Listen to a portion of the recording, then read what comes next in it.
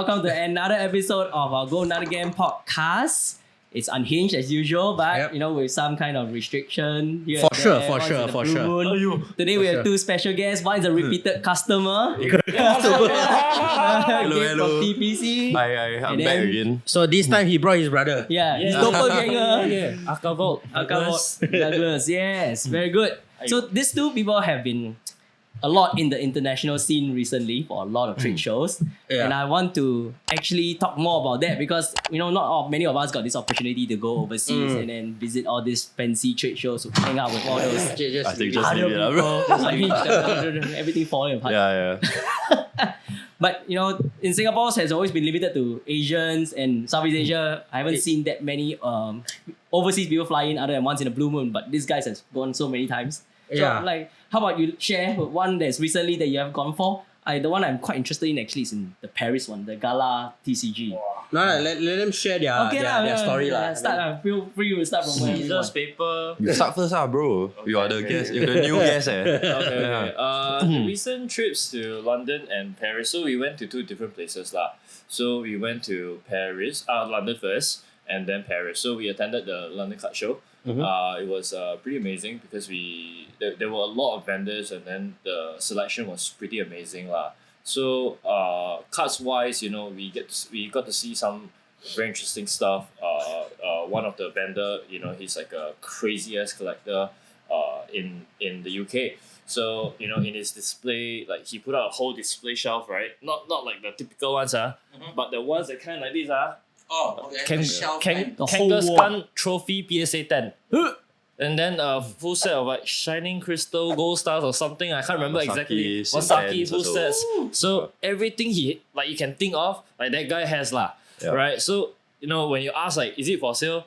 He's like, maybe if the number is right lah. As always everything has the number. It's a Caucasian guy. Yeah, it's a white guy, So but his collection it was very, very marvelous because when we saw that in person, right, we were like, wow, that has to be quite something lah. Because you don't see that often. Even like when we went to the US, right, you don't see that kind of level of display. You normally see maybe ponchos or you see like a couple of gold stars or shinies or crystals, but you don't really see a full on the history of Pokemon. Yeah, exactly. So you like that kind of thing that you see, right? In that range is it's quite something lah because you don't really see that kind of personal collection being put out, and the effort to really put up a standee with all the cards is quite something lah. In London, no security No security, bro. No security. You just display over $10 million worth of stuff. In a London card shop, I was like, okay, this is but it's only Pokemon stuff or like other mostly Pokemon. Pokemon. I don't remember seeing anything else other than Pokemon. Okay. And then funny story was we saw a card that Gabe used to own back in Dubai last year when we were in the Dubai show. So for some context for those of you who haven't heard this story yet, right? There was that LC Snorlax that I bought for 12k and then I flipped it for 29k in Dubai. So when we were in London, we walked past a booth and I saw the card. The same exact card? And then I looked at Doug and I was like, I'm pretty sure that's my copy. Okay. And I went to check the photo. I was looking for the photo and I looked up, I saw the guy that I sold it to in Dubai. Oh. So he was selling the same card at the London card show and it was actually pretty cheap. He was asking 63k USD. Ooh. Yeah, but I was like, oh shit, man, this would make such a good story. Because I knew at that time, right, market was about 100k. So it was like, hey, bro, it's like 63. Wow, it's like free money, so we should just buy it.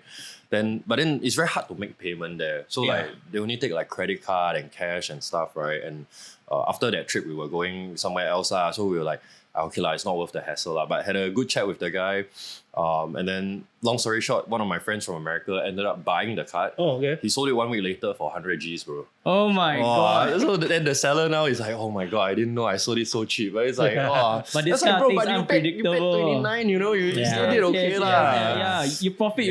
Don't hiam that part. Yeah, but that was the funniest thing we saw. This is something that we also have a separate talking point about future prices. As in, a lot of people sell on future prices nowadays. place, not right? supposed to be that way, Right. lah. sure. But Yeah. That's a topic for another time. Yeah, that's a but I'm quite surprised. London uses credit card as a payment. Yes. Yeah, how do you do that? Yeah. Okay, so surprising. This one, let me answer. Okay. So surprisingly, right, overseas vendors, right, or the patrons overseas, right, they prefer to pay by credit card, not like Singaporeans. You bring a machine.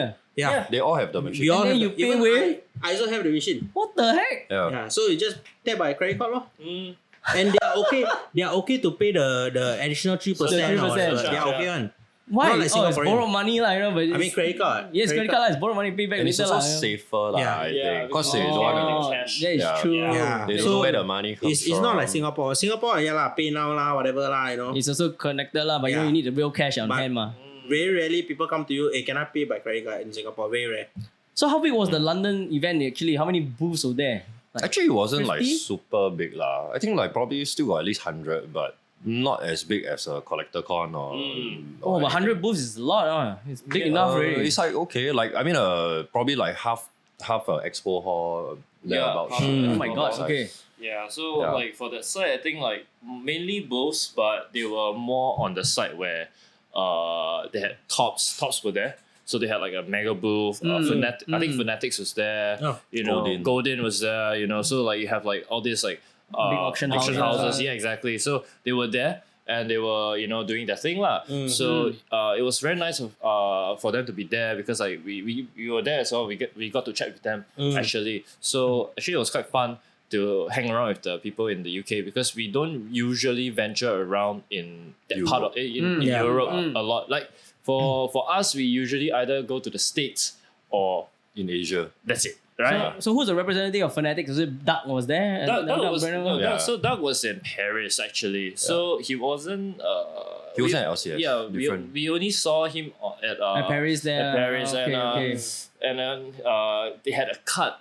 Let's move on to something special, right? So I saw a dream card that I Dream card. dream card that I Okay. mean. So it's a card that I think 99% of the collector world don't even know. Even some of the OGs, right, probably don't even know this card existed. So it's a sample Pikachu from Expedition. So the long story short for this history, right, of this card, right, was that it was only printed in 2 full sheets, right? Okay. And then one of the sheets they had to cut it to sample to show people that Game Boy using Can e-reader slide, card, you can swipe the card and then scan. Ah. So, but the unique thing about it, right? Y'all know the E series Pikachu, right? Yes. Is the either the Yukamori or the one that is a bit the lying down. Ah, one. correct. But this one, right, was quite unique because they used the artwork of the Jungle Pikachu And- on the Oh, e-reader. the fat Pikachu. Oh, Yes. The and OG then one. that was the Arita. Oh no, Jungle Pikachu is not Arita. No, it's not. I can't remember the illustrator, but then at the bottom right of the card it says sample, Ooh. Oh. right, and it's pop one throughout all grading companies. Okay. So there's only one, and it's currently listed on Fanatics. So when I was ready to make an offer, I was ready to pay and take it home for that day. So I went to Doug. I was like, is it for sale? He's like, yeah, of course. I'm like, then I offered like 500K. And then He said, it's gonna be a little bit tough, Yeah, buddy. really far off Then I from was what like- the guy wants. Okay, where does the guy wants to be? It's like, I think it has to be a bit above $1 million. I'm like, oh okay. there you go. There you go. I'm like, wow, that thing is so expensive. Shit. So Wow. there are only 2 in existence.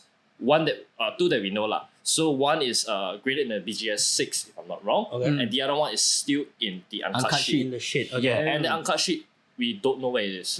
So there is only 2 possibly in existence right now. 2 known ones lah. Yes. So the one that is a BGS 6 is currently asking for over $1 million. It just sold on auction. yeah. So already it's an About English 1.8 copy. 1.8 US.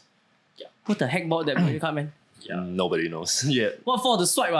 So I Yeah. think the unique thing about that, right, was that it was never meant to be an official Card. Yeah. It's just so- for okay. display that you can swipe. Yeah, but The- I mean it's encased in a BGS Yeah, right? yeah, yeah. But I think if you are a hardcore Pikachu collector, right? That's a now must-have, this is if you know, you know. It's like Yeah. it's probably rarer than the Snap Pikachu, in my opinion. Right? Because like the Snap Pikachu, how many was it given? I don't know the exact number, but it's definitely More than 2. Definitely more than 2, you Yeah. know? So I think that was one of the main highlights. This was in London. Paris. Oh, Paris. So Paris was quite an eye-opening experience. So yeah. But what makes them so these locations and this trade show so attractive that these big players will go down that Singapore do not have? Actually, there's a lot of big collectors that are from France. Ah. So a lot of the biggest collectors in the world, right? Like nobody knows who they are, but they're actually from France, and there's a lot of them who are in Paris. So that's what we So that's what we heard. Before a friend of mine invited me to go for this show, and then I dragged Doug along. So I heard someone else told me to say that like actually in Europe, right, the largest collection of high-end collectors are all in Paris. So I was like, okay, I never would have imagined like I thought it would be maybe China, US, Japan or something. I guess it's the artistic place. So we decided to go down. So the trade show was interesting. Saw a few rare things here and there, but they are mostly only dealing with Japanese cards or French cards. Yeah, so they don't do English. Yeah, but some of the French cards are more expensive than the English cards, bro. It's like crazy. Low prints. Because the prints is very low, and they actually have like a market for it. I think EX Deoxys pack is about 5,000 or 6,000 The euro. French bro. pack. The French one, bro. Shit. Yeah, so it's more expensive than the English pack, bro. I actually heard about this 2 years ago when I met this French guy who stayed in Singapore, and he was asking for a first edition Charizard French copy. Yeah. I know somebody had, but I thought it was worthless. It was like $200 or something. So actually, I think after like outside of English and Japanese, right, and the Chinese exclusive stuff, I think French is actually the most expensive. And then followed by like maybe German and some like the Italian, Spanish, those are like not very so bad. Those will be cheaper lah. But so it was quite crazy.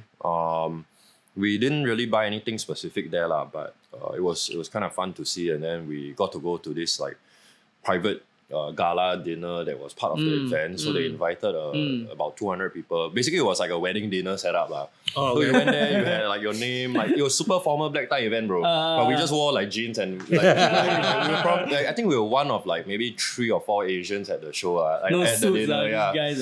Then we're just like, if they don't want to let us in, then we just go somewhere else and grab McDonald's. So they were like, oh, okay, yeah, sure, just come in.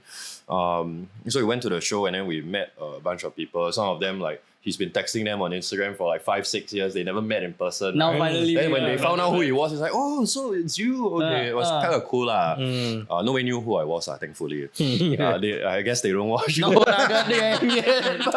now they will. So it was kind of fun, and then you get to meet like I think like 3 or 4 different guys. They each had the no rarities like PSA 10. PSA 10. Yeah, so like 4 of the top 8 or 9 was like in that room. And then, so it was quite crazy lah. Like you really had a lot of people with crazy collections. Yeah.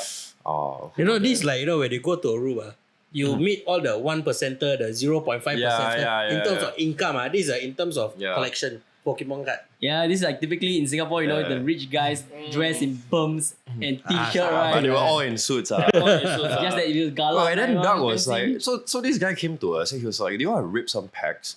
And I was like, oh, okay, sure. Like, what are we ripping? Like, Doug was like, oh, what are we ripping? And the guy posts out like Sky Ridge and he's like, yeah, we have like 4 Sky Ridge packs. Are you guys interested? And we're like, okay, how much is it? It's like a 4,000 euro or something per pack. And then Doug was like, yep, we'll take 2. I'm like, bro, what? Like, why are we doing this? In the moment, he's like, bro, we gotta show them, man. Like, what we're at. I was like, okay, here we go. Singapore pride. Yeah. Singapore pride. So, showing 4,000 euros per pack. Do you get anything good? He pulled the reverse holo Slugma, bro. that was his hit. It's okay, but he made it up. I got the Sky Ridge Pikachu non-holo. And then I got the reverse holo Crystal Crobat. Oh, nice. So it was the best out of all 4 packs. Hands down. Nice. As in, they don't know what the weight is like. It's unweight, right? Probably they were all light They packs. were all light packs. They were all light packs. All No light packs. follows. Yeah, just no hoping what the follows reverse is What going are to the hear. reverses are and the comments are uncommons. My It God, was Sky Ridge pack. pretty fun, very funny. And then the guy was, so I think Europe was very interesting. We would definitely go back again lah, because I think it's very different from America where like you have a lot of like true collectors there that are like starting to liquidate their collection. I see. Because the market is like Good, very high already. Yeah. So these guys, they hold for like maybe 10, 15 years already. They graded themselves like 10 years ago, that sort of thing. Then now since the market is pretty high, they're starting to let go of some of their stuff. So there's a lot of like interesting like big cards that are coming out from Europe now actually. Yeah, and then some of these guys, they have like sealed boxes of like Japanese product that like from base sets. Yeah, I actually saw some on Giovanni's vault starting to take out to sell. Yeah, It's already And, quite and surprising, a lot of these foreigners that come to us, they always ask us, hey, you got sauce for Japanese stuff or not? Like seal product. I think you will be thinking they don't have like all these sauces and everything. But then, like what you said, I mean, there are some certain group of people. They already have it. They already have the sauce. Yeah. Yeah, they already have the Sheesh. sauce, you know. But I mean, Japanese silk product is definitely the highest in demand now lah, because everybody wants it. And when the Pokemon company, when they printed it, initially, right, it was only meant for distribution within Japan. Right? Yeah. You know, so it's very different from like English vintage boxes. Like they're Everywhere, expensive, but you can find it anywhere. Yeah. But if you say you want a sealed base set Japanese booster box, you have to literally scour the world and hope that there's a collector somewhere. Yeah. The fact that the Japanese people are buying them back now from foreigners is quite funny. It's quite funny. True. I'm actually quite shocked. Back then, I used to have quite a lot of sealed Japanese booster packs. They were not that expensive. They were $300 a pack, you know. Yeah. But now they're buying back at $700 to $1K, depending on what pack you have. Yeah. I actually let go my Team Rocket returns booster pack for quite a low price, you know. But they ripped it open. I think now just jungle Japanese. The first edition one. Wow, that's crazy. That was supposed to be my iconic piece, but then I bought some signature. I had to liquidate it. But now I but think back the pack. you collect signature ma, so Yeah, lah, bopia. You trade something for something. yeah. Wow, but these international arenas are totally different feel. But do you have to pay for the entry? Yeah, or is just all free entry? No, I think it was ticketed, yeah. it The was event- ticketed the event was for ticketed. Paris, London as well. Same lah. So, I mean, it's like $20 Yeah. $20 not bad. It's okay. It's like a normal card show lah. For the scene that you see is perfectly Yeah. worth the I mean, $20. worth the $20. You're seeing all these different. And I also think like they put in a lot more effort to make the show very professional. So everybody has like proper like backdrops and stuff like that. It's not like in Asia, right? You go there, it's like 1 2-meter table, put one black tablecloth and pangkang already lah. You know? it's really don't like that. I mean, like honestly, like I think that is one thing that really kind of like gets to me because it really feels like the organizer doesn't really care. They're just there to milk every last dollar from the vendors. But like when we went to Paris, especially, like every vendor is like, yes, they have 2 tables or 3 tables, but then there's this like what's it called? Like the fabrication they do on the back and then they print on the logo. Yeah. So it's like it's super nice, and then like the space between tables, Is there, is like you can line up like maybe 20 people in between. Like it's so much space. So it's not like wow, I have to go and squeeze at a smaller shopping mall. Escape or something. That kind of wow, it's like horrible, man. No lah, I mean like what you say. I mean, like the tablecloth, the thing and everything. I mean, it's happening quite often in Singapore now. Now every week there's like 4 shows and whatever. Actually, Just this too many weekend shows. itself has 5. Yeah, that's No, crazy. it's just man. too many shows that you don't feel special anymore. Yeah. Right? Everybody is so is sanitized already. Everybody know what to expect in a trade show. And then in the end it becomes like a price war. Yeah. Right? Everybody having the same thing. On that topic, I hate that. Yeah, everybody having the same thing and then there's no difference. Yes. So There's it's nothing very much you can boring. do, So that's why when even for me, I mean I'm not like y'all go like a lot of different places. I need so far 3 places. But it is a journey, right? It's a journey. Yeah, for sure. So like all the different trade shows that I've been to overseas ones, right? Every time you'll see different stuff one. Like things that you wouldn't expect in Singapore. Like Singapore, like mostly everything is the same lah. But over there, I mean, it has been like that for quite some time lah actually. Yeah, that's true. But overseas, you will see different things, and then you will be like, "Oh, got this thing also. Hey, got that thing also." You know, a lot of like eye pleasers lah in a way, right? Yeah, for sure. Will be a lot of different. So, like for example, I'm pretty sure that's what you went through for your, both your Europe shows, like things that you wouldn't be seeing in a daily basis, or never even seen before, kind of thing. Yeah. Yeah. The element is not there anymore in Singapore. Yeah. As in, we need something a bit more unique instead of somebody just trying to have an event for general public already. Yes. I think this kind of gala, right, is so exclusive. Even though it is like, open to everybody, Yeah. I think itself, the preparation work was enough to make it feel special. Yeah. I wonder if Singapore will actually organize one. Somebody has to step up to do something about it. Well. Yeah. Any names that we can put up for No this? lah, I think Go Nugget Go card show Nugget has no coming money, up. man. For Louis, yeah. don't need to talk about it lah. I mean, I guess Singapore, like now to what's happening now is everybody wants to run their own trade show, Yeah. and it's not for the passion. Like I can clearly say, it's not for the passion anymore. Yeah. Like they are just doing it for the money grab. I mean, yeah, people want to find me or whatever. But I'm just saying the facts, right? He's staying somewhere nearby here. Sure. But I'm just saying the facts, For right? sure. Yeah, it's But true. I agree. I mean, it's also like I think I'm personally not against having so many trade shows lah, you know. But the main problem, I think, it's just that in terms of like inventory, right? Like you said, everybody has the same thing, and then it's like when it's like one vendor sells to another vendor, and then you see the same card at a different table at the next show. Yeah. You know, so I think that, you know, if we actually had the variety of inventory to keep having shows, and at least every week you see something different, right? It's okay. Yeah, but if you go to like 10 different shows in 2 weekends and you always see the same thing, then it's like, wow, kind of like. Do you think it's perhaps it's like a habit, a cultural thing? Like, like for us, Singaporeans has this mentality to hoard things. If things are high value, we are hoard a good amount. I think it's not so much on that, but it's like, okay, if you think about it, right? Like why in places like Europe, why was there so many like unique things? Because Europe is very big as a country, right? So these guys, they've been collecting for like 10, 20, 30 years, and they don't like sell anything, and only now they start to sell. So they come from all over Europe. They bring like very unique items, and then they start putting it out in the shows. Whereas like in Singapore, 90% of the things that you see in Singapore came from somewhere in Akihabara lah, probably lah. You know, Or Osaka. I mean, yeah, or Osaka lah. Shout out to Cosmos TCG, like our friends. But I mean, like that's the fact lah. So even like so like let's say high-end vintage for English cards. Like how many people do we see in Singapore that actually carries this sort of inventory? Not many. We also are all like, how many people can afford to put 50 Gs into one card? Not many. And then second of all, how many people actually fly to the US to acquire such inventory? So probably less than 10 people that we know of, right? So I mean, if everyone's gonna go to the same place to buy the same inventory and bring it back to Singapore, then of course everyone's gonna be selling the same thing lah. So sometimes like every time when me and Doug because we travel a lot, but once a month when we're back in Singapore, we'll be like, hey, let's just pick the least shitty trade show, right? And then we just go to show everybody that we're still alive. And then we just sit there, we just walk around. Everybody's like, oh, you're back, and then we walk. It's like, bro, got anything? It's like, not really. Then I was like, oh, maybe I buy like 2 primes or something like.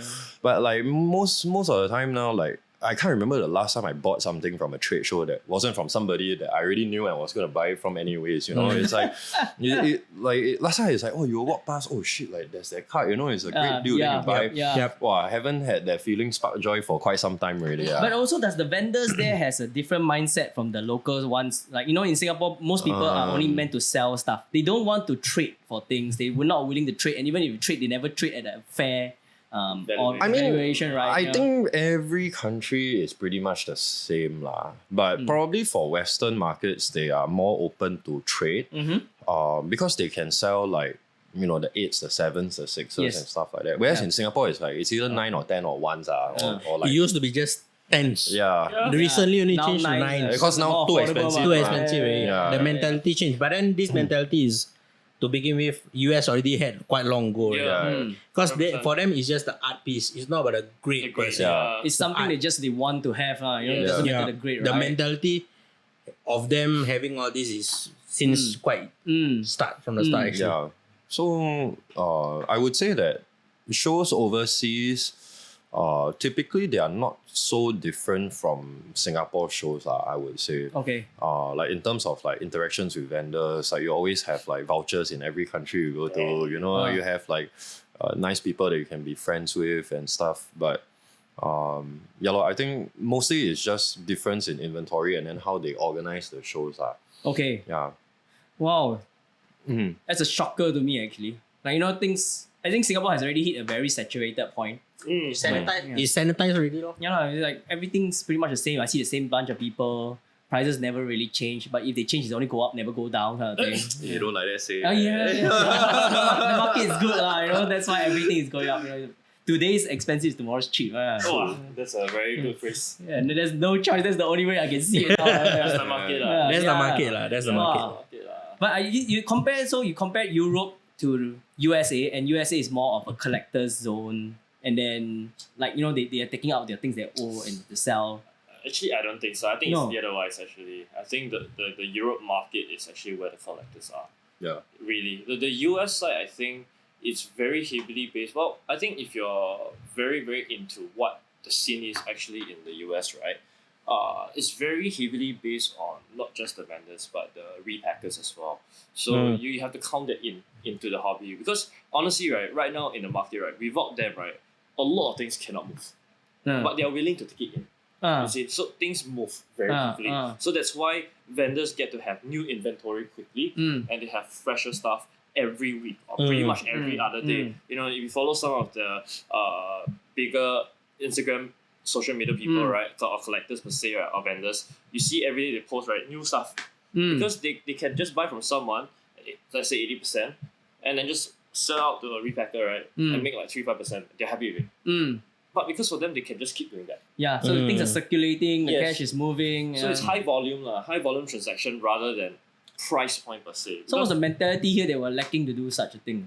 Because we don't really see such big movements, buyout. 80% is actually quite good. 80 to 85%. It is actually very good. Yeah. But most people don't do that here. They don't buy back 85. 80% used to be the thing. Well, I still remember back in the day. I think those who were in the era of like the very early trade show days. We're talking 2022, 2023. Yeah. Okay. So COVID, that period. The previous post-COVID lah. The previous bull market. Yeah. Right. And then you had everything was also surging and everything. Your poncho started hitting $3,000. Everybody's thinking like, wow, it's like good money. God sent really, right? So everybody started thinking, everyone started selling ponchos, right? 3,000, 4,000. And nobody will care about the differences of like $50, $500. Because it's to them, right? I just want it. But now it's like, out of 10 vendors, right, 8 of them have ponchos. Then I see the same thing, right? It's like, I don't want it. Right? So, but last time I could go to a table at a trade show, and then like, hey bro, I want to buy a number of slabs, right? And then, but I want to be at a certain percentage. Can they will, last time it's just straight away say, bro, of course can lah. Now you offer 80%, they call you lowball. Yeah, they will lowball. I'm like, how is 80% lowballing? I'm like, 80% is such a good margin in a way that I'm giving you so much liquidity to free up your inventory, right? Basically, right, I'm taking over your risk. Right? Everything now I tar for you. You now have cash to say, right, to buy new things to grow. But now I have to be stuck with what you previously had. But now, in this market, 80% is a low ball. So now everyone is starting to say, offer, which gets me a lot. Wow. Because I cannot take it. It's like, I cannot take it. When I go to a trade show and if somebody says that to me, right, in Singapore, recently someone said that to me. Oh my God. I just walked away and I flipped. I flipped and I walked away. I wasn't angry at the guy, but I was just like, dude, you've not been in this scene long enough to be like that. It's not a one-of-one card. It's not a snap Pikachu. It's a freaking SAR lah, bro. Right? You know, get what I mean? So I feel like it's not something that I feel like it's like perhaps maybe like something like this, right? Maybe if you put out this card, you say offer, okay. I think we can have a coffee and we can have a discussion. Yes, but if it's a freaking SAR. Help me, God. No. I totally agree with you. I really totally agree with you. Like the when people come and ask you, the price is there already, Yes. It's already there. And then I ask you, what's the lowest you can go? What's the best you can do? What's the best you can do? The lowest? What's the offer? Oh yeah. Like, asking offer? No. So to me, it's like, are these people okay? So firstly, to me, these kind of people, they don't have the simple understanding of how to bargain. Yes. Right? The how to articulate those words properly and whatever. So they don't have that. So am I supposed to be furious about it? I don't know. No, right? So to me, it's like, if you want to do all this kind of bargaining and everything, go do your own market research first. Go watch a video on how to bargain. Right? Learn the basics, 101 on bargaining or whatever. Read a book. No? Then go talk to vendors about it. It's a skill set. It's a skill set, Yes. right? If you don't have the skill set, then you request what's the lowest price you can give on this? Like, I do not. My lowest price is the sticker price law. Yeah. My answer has always been like that. If the fella still talking whatever, I'll ask one of my guys to come and talk. I don't want to talk already. I cannot. But this is getting very, very common now. It's In Singapore, it's in Singapore, everywhere yes. in Singapore now. Yeah. Actually, that is actually quite fun. I'm going to try out the next vending. Go try. Go try. Those are lowest. Go try. See. Please don't come to our Don't come and try with us. Anyway. Yeah. Oh my god. So other than the western side of the world, right? I'm pretty sure like just now you were saying the other places that you have been is Asia. So like China. We haven't really explored much into China just yet, Okay. but we are very interested in that space actually. Okay. Yeah. I think I would say we've been frequenting more into Japan. Oh, okay. Japan trade shows? Japan, no, No. they shops, don't, the shops, yeah, Yeah, they don't do trade shows, they right? don't do Yeah. trade shows. So what we do is we hop around, basically networking. We try to make friends with like shop owners Yeah. and turn them into friends and understand their business model and perhaps we can work something out with them. And then I think this is something that we are also very passionate about. Going around the world, making friends within the hobby. Yeah. Because I think that's what drives it for long term. Yeah, Yeah, long-term relationship. Yeah. Because you know what I mean, like how in a bull market, how long can it last? Yeah. 2 years at most, Yep. right? But then after that, when liquidity dries out, does your friendship also dry up? Yeah. I think that's where it tests you a Yeah. lot Correct. in that moment. Yeah, so I think those who have been in the hobby long enough understands that wow, when the market's high, everyone's your friend.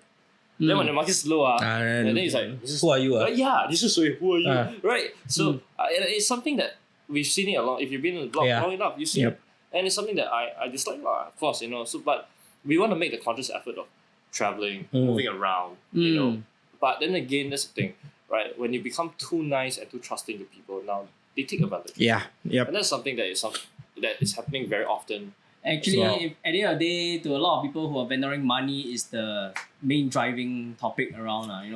When there's money involved, everybody's somewhat friend, but not real friend kind of thing, right? The difference between a transactional relationship and a relationship for the long run kind of thing. Yeah. It's quite insane because it's not cheap stuff nowadays. It's no longer a 3-digit collection anymore. Tough, right? Tough. Minimum Yeah. anything you see now is I see a 4-digit. Yeah. And even a normal modern card is like 3 digits. Like what the hell, man? Yeah. Why would I pay 3 digits for a modern card? They just put me. Just buy come out from a booster whatever. box also Yeah, for 4 it's, digits it's, also. it's, it's too crazy. crazy. It's wild. So what Australia? Australia was. Oh shit! Australia was very unhinged for us, but Okay. Australia, we had a lot. No, I'm just going now every different continent. yeah, only, that's it. Yeah. Australia, I we think the first one we went was Sydney. Sydney, So we Sydney, went okay. together. Okay. But I just went there to meet a friend to collect a card. So I didn't really have very high hopes for the event. Okay. But it was quite funny because I think me and Doug were saying because some of our friends were there, so they went super early. I think 8+9 they went. So I told Doug, I said, bro, what time do we go? What time do we go tomorrow? I said, we aim to wake up at 12 lah. He said, but then they all going at 8. I said, bro, come on lah, just give them a 5-hour head start lah. Nothing will change on, bro. And then he's like, okay. So we had a very unhinged chat. We stayed up until pretty late. We were just chatting and stuff. And then the next day, I didn't even want to go to the show, so he went to the show alone. And then when he came back that night, right, he was like, "Bro, you know how much shit I bought, at this show." Oh, I was so excited. He was like, "Dude, he sold me this thing. This was his sticker. I asked for 50% off, and he said okay, and then he gave me a free gift on top of it. 50%. Bro, so right, the Australians are very, very funny also. It's let's say the comp, right, is maybe 10,000. Okay. They will sticker the card, right, at 25K. yes. And then you okay. go and offer them 10K, right? They will say, okay. So it's very, very confusing. So when I went there the first day of the show, like I saw the stickers, right? And I was just like, okay, this is like so ridiculous. Like, I don't even want to go and negotiate with them because it's like we're not even on the same fucking planet. Stupid price, basically. Stupid prices. Yeah. But then like he go and try, right? And then they say okay. Then I was like, oh, maybe I should have actually tried harder. It was so funny. It was it was really funny. It was a very funny trade show, actually. Then, yeah, but I think Australia also has quite interesting stuff. Yes. Like mostly English. A lot of vintage, actually. Very high end, actually. I think they have their own print sets, right? Print run sets. The UK is a 4th print run. Yes, but they don't. Australia have their own. Yeah, but they print. don't specifically put it out there. It's this print, it's that print. So everything is still very generic. Yeah. You know, on sale. Yeah, because I thought their base set booster packs were the long creamed ones. Yeah, instead of the UK print, the US print. totally the different Australia- one. Yeah. But they don't text it. There is no short cream, long cream text. Yeah, it's the same, right? Just that you difficult to weigh that thing. Yes, only, yes. Only the EU print got extra for the gold style, bro. Because of the better print, The is it? colour, Because bro. of the I know, I heard about that. Wow. Yeah, because people were contacting me who knows another guy who has a PSA 10, like, does his one has contrast? I was like, how the hell I know? What are you exactly looking for? got thick stem, thin stem. Oh, thick stem, I understand. But contrast The is orange, this, the man. dark orange Charizard or the light orange Charizard. The Oh. light print, the heavy print. Like 5-6 different variants for the first set starts, by the way, if you all don't know. The hell is it? I know thick cream lah. Thick first spray, first ad, and then Thick stem, thin stem, and then grey what? stem. grey stem. Yes. And then there's one more, right? It's called the D stem. The D stem, the one that looks like a D. Yeah, that's so it's one, right? Then I don't know. It's Extra curve. Because of the circle, right? like semicircle. So it become like a D, then it's like a D stem, D edition. Got the fixed stem also, the one So, That one I heard before. Yes, the shadowless one. So there's quite a few but yeah, Australia actually has been quite fun you know. So he was there. We were together there for Sydney, and then after that, shortly after, I think it was like 2 or 3 weeks after, I went down to. I think it was Melbourne or Brisbane. Brisbane. I went down with a couple of friends, and then same thing happened So I go there and then start looking at everything. I'm like, can do 65%. And they're like, yeah. I'm like, oh, my head just like, whoa. Sure. He's like, Suddenly going to see an influx of Singaporean going to Australia trade shows. As in, if it's worth it, then everybody go there and lowball, then you have a video clip come back. I'm pretty sure they wisened up already. Yeah, but I think the more important thing is also I think the reason why some of them were very willing to work with me is also because the first trip that we did in Sydney, we built a very, very deep friendship with them. So, you know, we spent time with them almost every single day, right? And then the next time when I went back to Brisbane, right, there was one night, I think it was the first night of the trade show. After the first day of the trade show, that night, we went to dinner. Then we were supposed to call it quits already. So then the boys, the vendors all went to the casino to play. 10 minutes later, they call me. Like, bro, you back in the hotel already? I say, I just got back. You want to go and drink? I'm like, wait, aren't you all playing? Then I'm like, okay lah, come on. So I came out. We jump bus. We bar hop until 3:30 a.m. My God, what the hell? So from 10 we drank until 3:30. All of us were like, and next day I was like, And next day is the second day. I was like, good luck to you guys. I'm gonna sleep. It's like, but it was very fun because like I think this is why we say like this is why you need to really build very deep connections and friendships all around the world. Because anytime I need anything in Australia, right, I make a phone call. Dude, can you sort me out? Yeah. They're like, I got you. So this is why it's so important, right? You don't make it feel like it's a transaction. Yeah. But you make it feel personal. Yeah. So you take the time. You make it worth it. You know. So yeah, Australia has been quite rewarding, I would say. And That's good. That's good. Oh, this international thing is a whole new game changer. What other continents I haven't touched? China, you have already South America? No, Middle East. Oh yeah, Middle East, Saudi. But we already talked about it. We talked about it. The last show, y'all talk about Dubai. No, Dubai car show we didn't. Okay, Dubai was quite interesting also. Oh, I mean, okay. vaguely roughly. I mean, I only thought about the Snorlax bro. I didn't do as well as him. Bro, he was crazy, bro. That show he did. What? Were you I guys was there for the Saudi also? Yeah. Oh, Saudi Yeah, was get together. the 7-figure deal for the box. Yeah. Okay, But okay. there was a Dubai trade show like last year. Last year. Okay, okay, So okay. that one He was. cooked, that trade show. Is that trade show like more fancy than the one in Paris? No, it was No, it was actually quite bro, it was dog shit. It was actually dog Ah, shit. okay. Sorry to buy, but yes, it was one of the worst. Probably the worst trade show Oh, I've it been was so to. bad. Yeah. It's just an Oh. Okay, organization. you imagine, right? So it's a hotel ballroom, Mm. right? So you know in Singapore, let's say you attend wedding, the ballroom outside you have the canapes and Yeah, the drinks, reception right? area. So lah. they basically use the inside of the ballroom to put tables all the way until outside the reception area. So let's say for me, right, like when we went with TBC, we paid for the most, like the highest tier, the platinum booth, right? They Yeah. put us all the way inside the banquet The hall. deepest. Yeah. And Then they'll just pick like a random table, right? They put him right at the entrance. oh, that's the best. I paid the Yeah. cheapest somewhere. Yeah, and then like he did like almost like $500,000 worth of sales, bro. I didn't even do 100K. It made no sense, dude. I was like, oh my god. But The he layout was sounds like like, the that mean- TCG chaos first layout. yeah. Oh shit! wow, bro, but it Another was can of worms. no, it was so bad, like seriously, like wow. But I mean, he killed it, with like he sold a lot of raw cards. TCG KL did well. They brought in Arita for me to sign stuff. I'm thankful. yes, indeed. Yeah. Oh, this guy is just like Wow, very touchy topic, bro. I'm grateful. You know, don't talk about such things, but yes.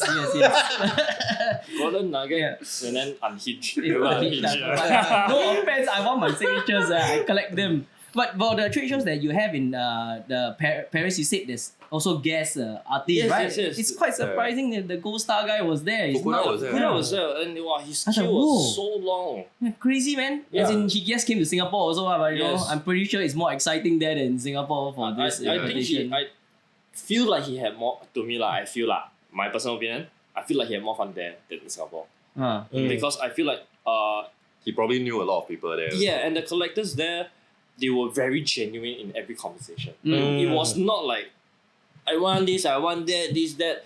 No, but it was like all you, sensei. You know, it's like let him yeah, express himself. let him do his thing. But Europe actually has quite a good community of signature collectors there. Yes. That's why I'm now surprised that they want to go there to do this event. Just that the attitude seems like they're way more mature in the collection. Yes. You know. I think because of the organizers as well in Paris.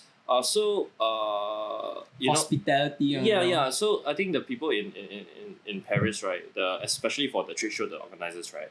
They were of course very nice. Of course, they ran the show, they ran the gala dinner. Some of the bigger names, I think Dubsy was there. Oh, Dubsy was there. So and then the person who bought the Snap Pikachu Mm.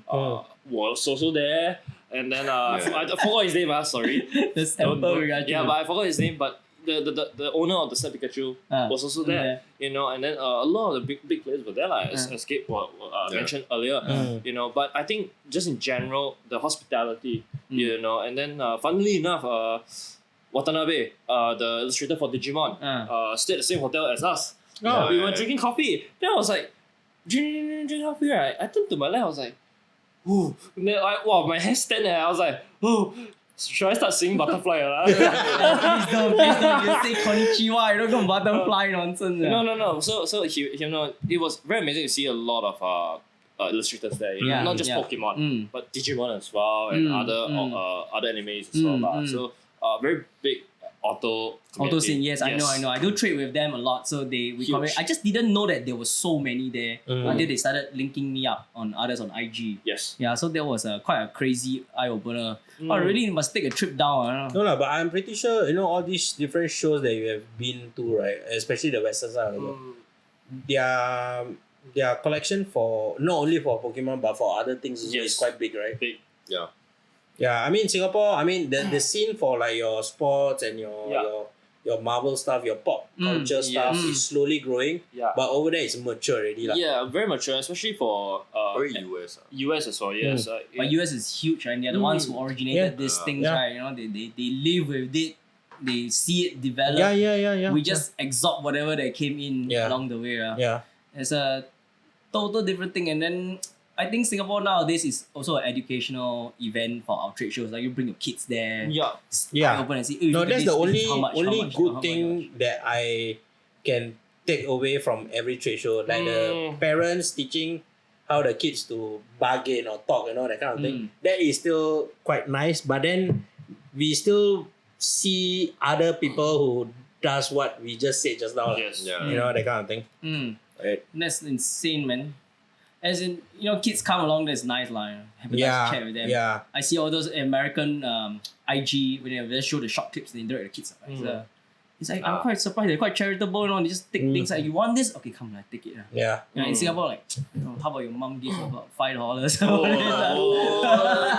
I tried to do that once in a local trade show, right? So there was a kid that wanted like a Charizard slab or something. I think it was like $100+ or something back then. Then I wanted to give it to him. Then the parents were, no, we cannot accept this. Then I was like, I think okay, it's the culture. you just made this like super awkward Yeah, for no culture. reason. I was like, I've been through that too. it's I've been like, through that too, yeah. it was just offered, but okay, sure, It's a culture that we have, I guess. It's just the Asian culture. Yes. Compared to the the American culture is a bit different.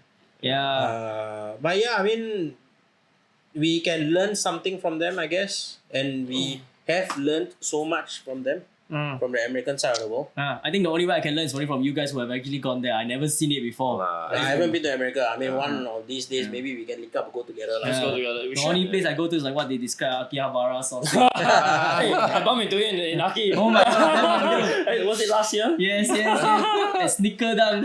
I still try to convince them to go eat lamb. Oh no, sorry, go eat lamb. I go eat some French thing. It's like, whoa, bro, what the hell, man? Like, who eats French in Japan?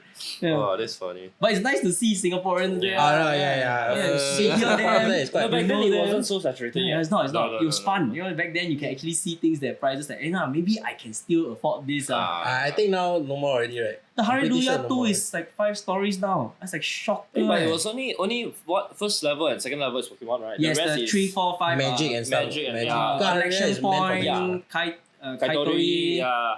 Pokemon competition Staff room arena. and whatnot, yeah. But So what's next for you guys? I mean, what's the next trip? any planned trip or not? I'm going back to Japan in a couple of weeks. Oh, okay. He's going into reservist. Okay, I mean, that's National duty. National duty. National duty. Yeah. National Thank you for your Commando, service. bro. Likewise, everybody. Commando, Commando No sniper, reservist. bro. This guy. Commando sniper. What the So, heck? okay, so after your commando sniper, then what? You go snipe some slaps. I think trips, I don't have anything at the top of my head. Okay. I might actually hit with Gabe down to Japan. Okay. But I think the next trade show, finally, locally, we will be for SGCS. So we will be end of the month. Yes. Mm. We are very excited for the show because we have a lot of guests who are coming down from all over the world to, Nice. to visit us, Oh, to visit the sheesh. show. So we have personally invited them to come down, and we're very excited to share with some of you guys their personal collection Wow. and something that you probably in this lifetime will not see lah. Nice. So so I think the next one will be local SGCS. Overseas, Never really planned. never really planned much yet, but I'm excited actually for another Europe trip, to be very honest. I want to be able to network a little bit closer to the guys that we've met in London or in Paris, right? And yeah, so Where's the event in Europe next time? Italy. I'm not too sure lah, but I think if we want to talk about that, I think there's a lot of potential in wherever they pop up, right? So just in general in Europe, I think you don't see things here, like certain cards that you like. I think it would be quite fun, like just to visit the local card shops. Yeah. Maybe Over they're, there, they're right? like sitting on something they have no idea what it is. Yeah, Then- as in these are like literally going down around Singapore looking for mama stocks who say that no, I don't know what this is, but maybe it's real, not real kind of thing. Yeah. Then you offer $100 and you open up, it's $100,000 lah. It's like, hey. You wouldn't know lah. You wouldn't know lah. As in, if hopefully there is one somebody in Singapore went treasure hunting already, and that's Yeah. the end of the story already. That's about it, really. Yeah. Wow, yeah. But My I think God. traveling has taken its toll on us because we've really been traveling a lot this year. So I think SGCS we are definitely quite excited because I think also with what we've been doing with the traveling, there's also a lot of people who are like us from other countries that are Just also to come and traveling. visit. So like I don't know if you all noticed, but in the recent trade shows, a lot more people from other countries are starting to come for the bigger ones Yes. at least. Yeah. So I think at the start it was like mostly maybe Chinese buyers, yeah. Then you start to have the Indonesians, you know, then the Philippines. then now the Filipinos and the Japanese people also coming here. Yeah, so it's been quite interesting. Some of our American friends will also be coming for HGCS. Cool. Yeah. So hopefully this time around we get to enjoy the international crowd without having to travel lah. Yeah, I think mostly in Singapore the only issue with dealing with international crowd is transaction method because we only are limited to two, right? Either cash or the other one is pay now that we always like to do. So cash wise, they don't really carry that much cash because Singapore doesn't allow you to bring so much cash. Wise and stuff. Yeah, there's Wise and other stuff. Dealing with the China side, the transaction was quite difficult if you don't have the Alipay. And then Alipay, I don't know how to take out the money also. So that was one of the more interesting one that I have not figured out yet. Yeah. Just spend it lah. Go China and spend. Yeah. He's not wrong though. They don't have to take out already. Or when I have the opportunity to do so. That is the one that I have not decided to go yet. But I see Pop Color organizing more trade shows. Maybe it's time worth having a visit. Color has a lot. I mean, I think we would want to go lah for sure. Yeah. No, China is something that They just had we one want to recently go in also. Shanghai. Last week, right? I saw some Singaporeans went. It was quite That time they event. had a show in Guangzhou also. Yeah, but China has their own kind of taste in TCG, right? They buy things differently. Very. And then they like a lot more artistic work. Yeah. But more modern artists, kind of freelance artists. But you never hear the name before. Yes. But they do transact at quite a good price, which is quite insane.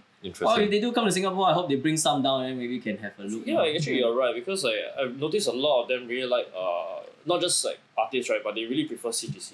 Yeah, they like CGC, right? that's one, right? And then a lot of their artists' favorite illustrators, right, are not Arita, but Midori Hadara and then Kagemaru Himeno. Yeah, or Himeno's like Himeno is huge. In China, It's huge, like because it's cute and the way and the effort is there. Right? the way she expresses her art through like and on the card, right, it's all very you can unique, feel it, It's that you ping the money worth that sketch.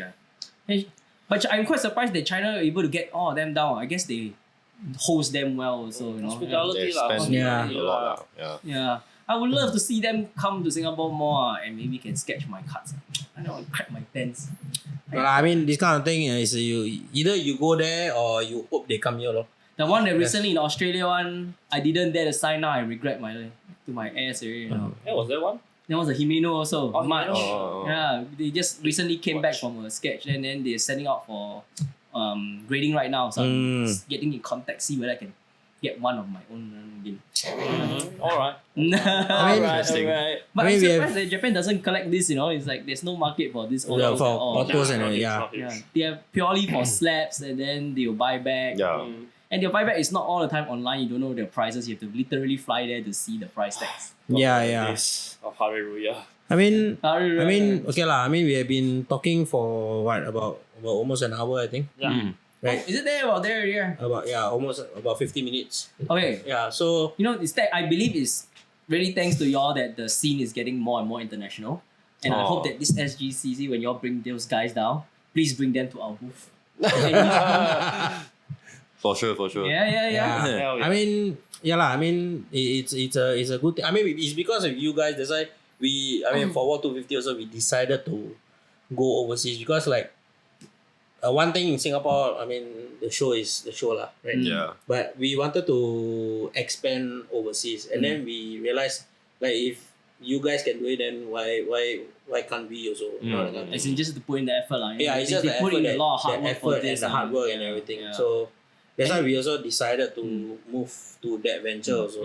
Yeah. Any closing advice for our potential viewers or anybody you want to shout out to, like this thing here? Hi, Mom. Hi, Mom. Who wants to buy this? Hi, Mom. We need a 6-digit figure. Hey, okay, Don't say about your. Well, we really just very, very unhinged. Shout out to Logan Paul. That's if he watch lah. Alright, Logan Paul. Tag. And you understand our Singlish in the first Let place. me know. Okay. Thank you so much for coming down again. Guys. Thank you so much. We want to see you again, Bo. Come for another round. Thank you for having It's us. exciting Thank you. and I fun, think- It was. But if not, thank you so much for viewing for today's episode, and we will try to announce whoever is coming next as soon as possible on our IG. So do follow and check out the IG as well. Alright. Thank you so much. Thank you. Bye bye. See you guys.